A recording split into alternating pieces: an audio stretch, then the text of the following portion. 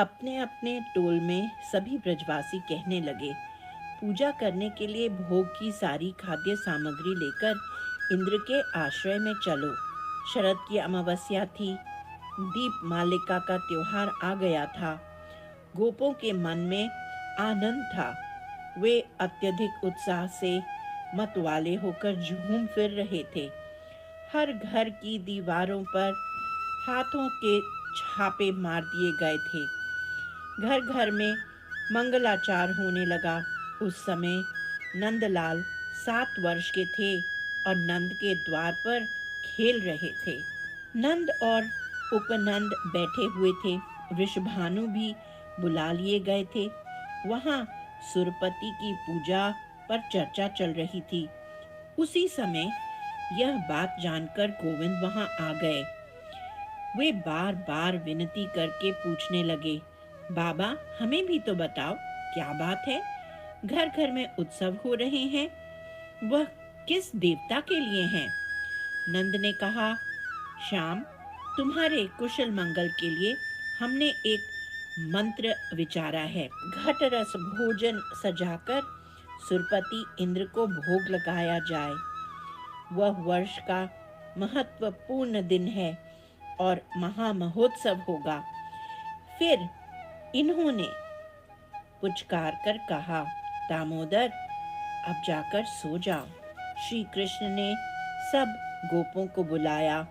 फिर उनसे मंत्रणा की, आज रात मैं आदि पुरुष ने मुझे अपना जानकर स्वप्न दिया है कि सब देवताओं का देवता तो गिरिराज गोवर्धन है। उसी गोवर्धन को क्यों ना भोग लगाया जाए? सुरपति को भोग लगाने से क्या लाभ? गोवर्धन की पूजा करने से गायों की संख्या में वृद्धि होगी। दूध दही इतना बढ़ जाएगा कि इसका कोई भी अनुमान नहीं लगा सकता। गोवर्धन तो प्रत्यक्ष विद्यमान देवता हैं। उसे अपनी आंखों से देख लो। तुम्हारे देखते देखते वह भोग की सारी सामग्री खा लेंगे और तुम्हें मुंह मांगा फल देंगे। यदि तुम लोग अपनी कुशल चाहते हो तो गिरि गोवर्धन की सेवा पूजा करो। गोपों ने श्री कृष्ण के स्वप्न पर विचार किया और इंद्र पूजा छोड़कर गोवर्धन पूजा का निश्चय कर लिया। सबने मिलकर अपनी अपनी बैलगाड़ियां सजा ली। उन्होंने अनेक प्रकार के पकवान बनवा लिए और बाजा बजाते हुए गोवर्धन गिरी के लिए चल पड़े। कुछ लोग वन मार्ग से ही चल पड़े, कुछ लोग यमुना के किनारे किनारे चले। इतने अहीर उमड़ चले कि अनेक लोगों का रास्ता ही नहीं मिल रहा था। एक लोग मार्ग धरकर चले, एक बिना मार्ग के ही उबड़ खाबड़ में चल पड़े। एक वन ही वन वृक्षों की छाया तले होते हुए चले। एक कन्हैया के गुण गाए जा रहे थे।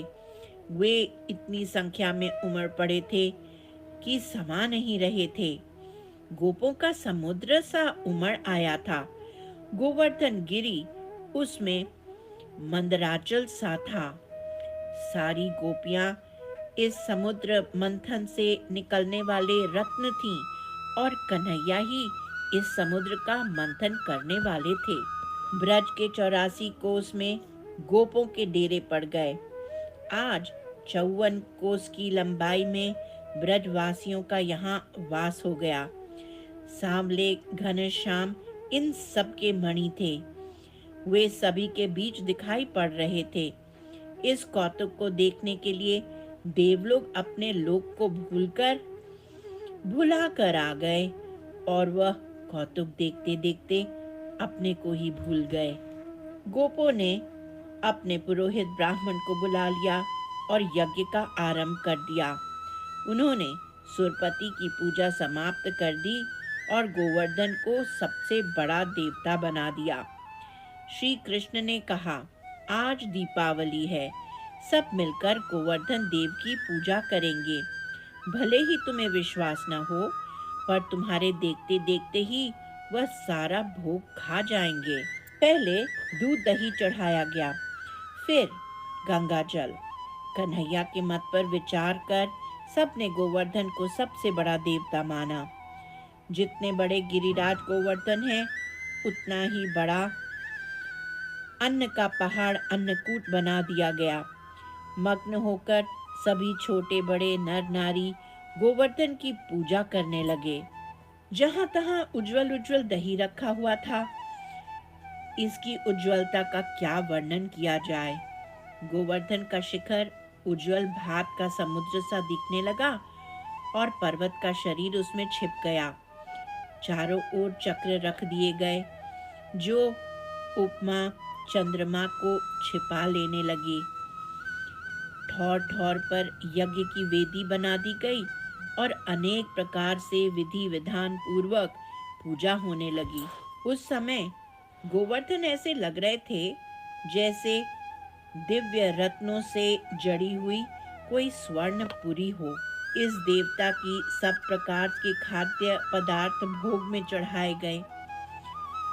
वह कम चलते चलते अपराह्न हो गया और अब छाया पूर्व दिशा में आ गई।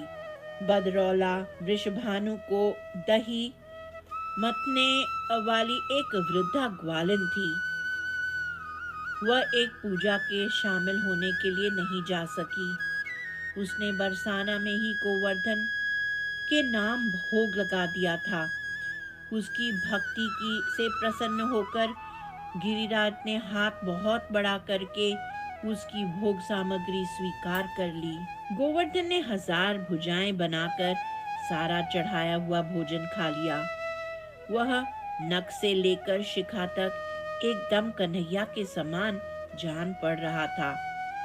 श्री ललिता ने श्री राधा से कहा, क्या तेरे हृदय में यह बात समा रही है कि जो नंद कुमार अभी तक श्री नंद बाबा की उंगली पकड़े हुए थे वही वह पूजा खाते जा रहे हैं। वक्ष पर पीतांबर का दोहरा फंदा पड़ा हुआ था। गले में मोतियों की माला है। अनुपम वस्त्र झिलमिला रहे हैं। आंखें बड़ी बड़ी हैं।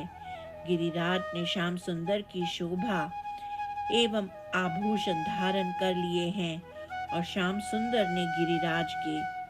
और वह भात का जो पर्वत है वही मानो बगल में बैठे हुए भाई बलराम है। सब खाद्य सामग्री गोवर्धन को अर्पित करके गोपों और गोपियों ने हाथ जोड़कर प्रणाम किया।